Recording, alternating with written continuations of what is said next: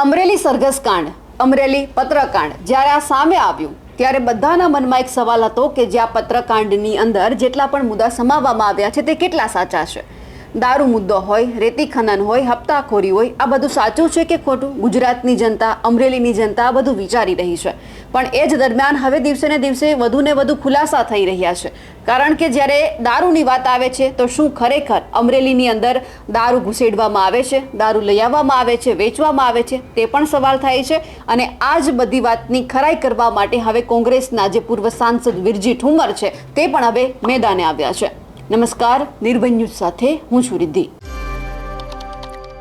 અમરેલીના જયસિંહપરા વિસ્તારમાંથી વિદેશી દારૂ ઝડપવામાં આવ્યો। પોલીસે કાર્યવાહી કરી। લગભગ વાત હતી કે 120 પેટી છે તે દારૂ ઝડપાયો છે, પરંતુ એમની જ વચ્ચે 35 પેટી વિદેશી દારૂ પકડાયો હોવાનું પોલીસે રટણ કર્યું। એટલે ક્યાંક જે આ કોંગ્રેસના પૂર્વ સાંસદ વિરજી ઠુમર છે તેમને આ વાત ગળે ન ઉતરી, એટલે એમણે ખરાઈ કરવા માટે તેઓ સીધા જ સિટી પોલીસ મથકે પહોંચી ગયા અને તેમને એવી ખબર પડી કે પોલીસે ઓછો દારૂ બતાવ્યો છે। તેમને એવી શંકા ગઈ, એટલે રાત્રિના જ સમયે તે પોલીસ મથકે પોતાના જ કાર્યકર્તાઓને લઈને પહોંચ્યા અને ખરાઈ કરવા લાગ્યા। પણ સવાલ એ છે કે અમરેલી પોલીસ તંત્રની કામગીરીઓ અંગે જાત નિરીક્ષણ કરવા માટે કેમ વિરજી ઠુમરને જાતે જવું પડ્યું? કેમ પોલીસ ખોટું બોલતી હતી?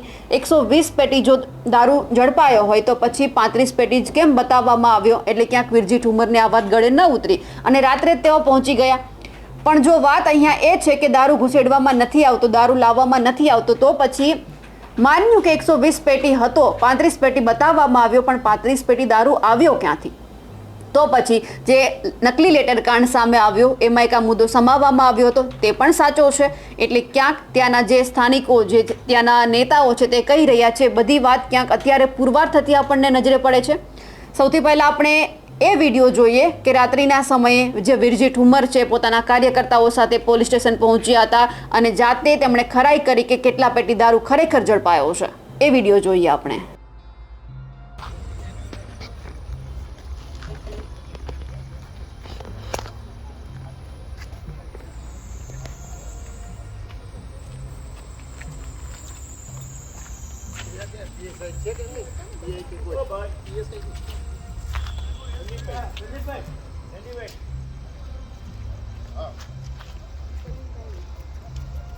બોલો બોલો હા હા હા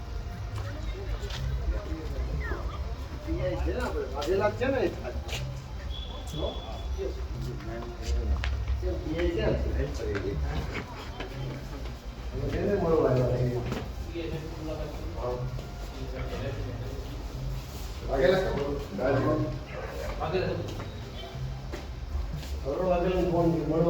ક્યાં દારૂ પકડો ક્યાં રાખ્યો? કેટલો? 120 પેટી હતો કાઢ્યો, કેટલો લઈ એનો શું ખબર? એટલી જ આવી ગઈ? ક્યાં? હે? કોને કબજે પર ક્યાં મૂક્યું દારૂ તો ઉપર મેં દીધો એમાં એ જોવું છું 120 પેટી એ કેટલો છે? હાલના માહિતી 120 પેટી હે? બીજી હા હા 120 માંથી 35 કેમ લાગી? બીજો ટ્રક ભરતા એ જવું બરાબર। બીજો જપ કરવા ગયા કોઈ બાજુ સ્ટેશનમાંથી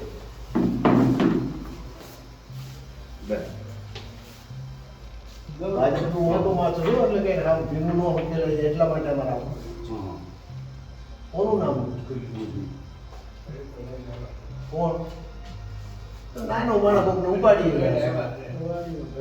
હે? ક્યાંથી પૈસો લીધો? ક્યાંથી કબજે? ભાઈ સંદીપ કેંગી સંદીપ કેંગી ક્યાંથી કબજે ક્યાંથી લેવાનો? આજ તે સારું કે જાણવા મળે કે સેટિંગ પર કોની કરે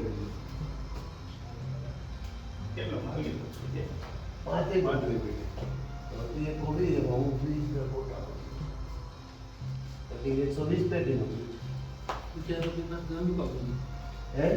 ધંધુકા ક્યાં હોય તો ધંધુકા ઈદ છે ઈર્ષા ધંધુકા પકડી વીરજીભાઈ વાત કરવા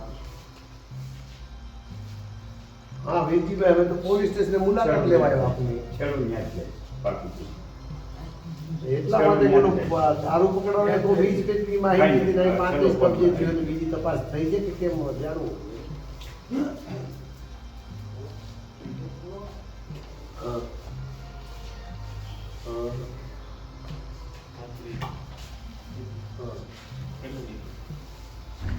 બીજે કદી કર્યું હશે ને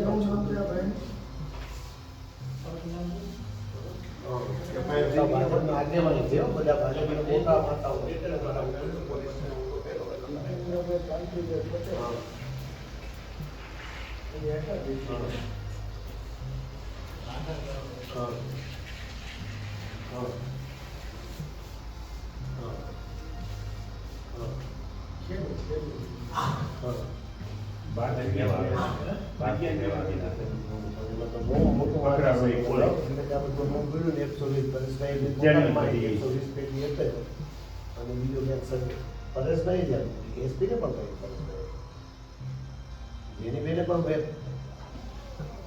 કબજે કેટલો લેવાનો એ જોવા માટે મને કે તમે જોઈ લેજો 120 પેજ એટલી.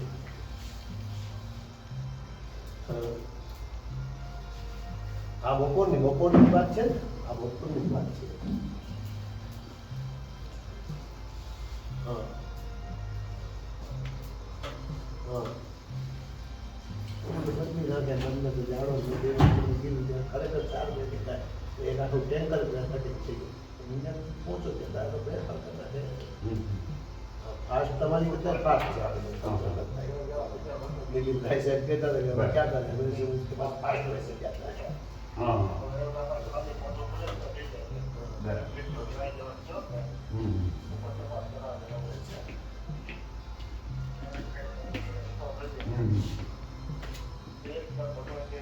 તમારા તરફથી તો નહીં થયું પણ એ લોકો કંઈક હવે કર્યું એવું બને ને એટલે થોડુંક વધારે. ના ના મેં પાત્ર આ પકડાનો છે એનું શું નામ છે? કિશોર કાંતિ પટેલ છે તેનું માલિક ઘર હતું ને કિશોર કાંતિ કોનું ઘર હોય એ કોનું ઘર કિશોર કાંતિ મારા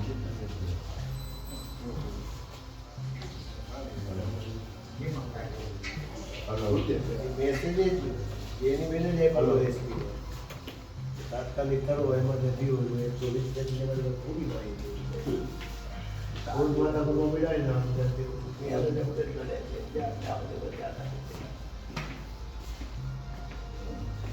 બધી પહોંચાડવાનો પ્રયત્ન ચલાવા લાઠી માટે જ આ કરે છે આપણે બધું રસ.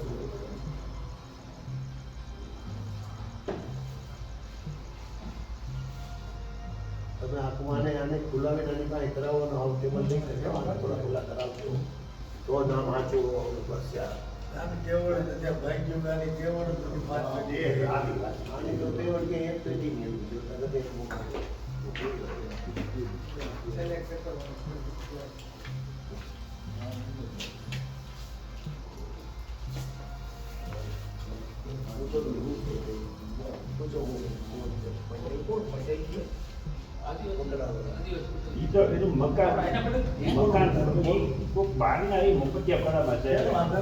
કિશોર કાંતિ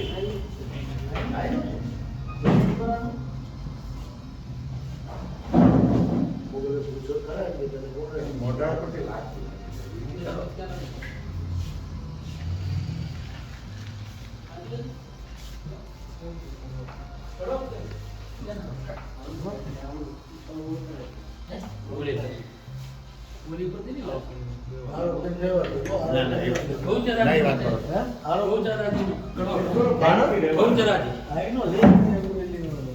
આધાર કાર્ડ એનું ક્યાંથી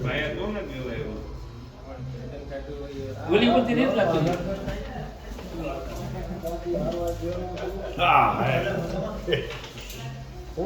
તમે આ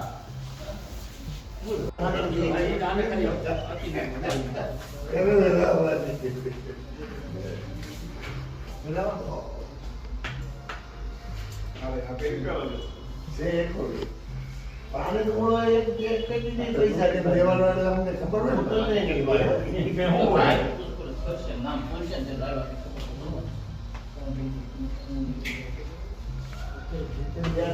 ફોન આવી જાય મોટી નામ ભૂલતા નથી ત્યાં માંથી 35 કેમ થઈ ગઈ PSI. 35 કેમ થઈ ગઈ અહીંયા PSI કેટલા આપણા PI ની અંદરમાં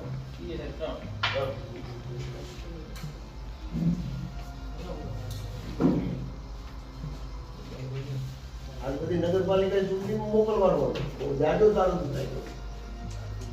અને પોલીસને નો ખબર પડે ઓલી અમને ખબર પડી હતી, પોલીસને ખબર પડી. ઉતરતી ત્યાં ખબર પડી જતી ને આટલી નો ખબર પડે એવું બને. તમે બહુ દબાઈ ગયા છો બધા તકલીફ ઈ થઈ ગઈ. એને સાહેબ ઉપરથી ઘેર ને શું કરવું પડે હે શું દબાવા આ ઓલી બીજા છોકરી નાઈ દે તો પાડી પાયલ આઈનો ઢોકરે લેસન વગર જીવો છે સુપ્રીમ કોર્ટની ગાઈડલાઈન હાઈકોર્ટની ગાઈડલાઈન છતાં ટિકિટ નહોતા ઉપાડીએ આખા વાળી અમે કહીએ તો પાછી બીજી રાતે ઉપાડીએ એવું નહોતા પગમાં બાવળ પટા બેઠા છે મેડિકલ કરાવવાનું. હાલો મેડિકલ હે એ તો 35 પેટી છે એમ કે છે હે એ કે 35 કબજે લીધી મારી વિડિયોગ્રાફી છે હવે બાકીનો બીજો પાછો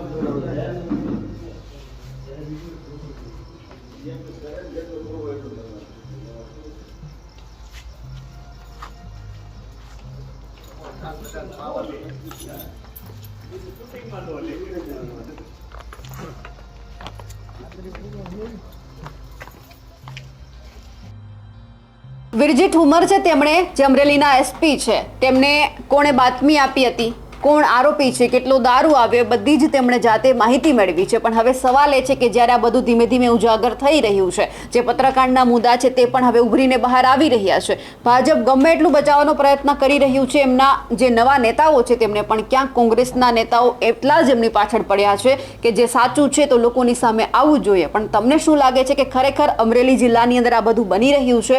કારણ કે જે રીતે અચાનક આ બધું સામે આવું, ચૂંટણી સમયે સામે આવું, અને એમની સાથે ખાસ કરીને જે વાતો વહેતી થઈ છે કે સંગઠનનું વિસ્તરણ છે, મંત્રીમંડળનું વિસ્તરણ છે, અને એ જ દરમિયાન જો આ બધું બહાર આવું એટલે ક્યાંક આ અલગ જ પ્રકારના સંકેત આપે છે. પણ હવે એ જોવાનું છે કે આ વખતે સ્થાનિક સ્વરાજની ચૂંટણીમાં અમરેલીનું રાજકારણ અને એમની સાથે જે સંગઠનનું વિસ્તરણ છે, મંત્રીમંડળનું વિસ્તરણ છે, તેમાં કેટલો મોટો ફેરફાર લઈને આવે છે અમરેલીનું રાજકારણ, તે પણ જોવાનું રહ્યું. અમારા અહેવાલને લઈને આપનું શું કહેવું છે કમેન્ટ કરીને ચોક્કસથી જણાવજો. સાથે જ અમારી નિર્ભય ન્યૂઝ ચેનલને લાઇક, શેર અને સબસ્ક્રાઇબ કરવાનું ભૂલશો નહીં. નમસ્કાર.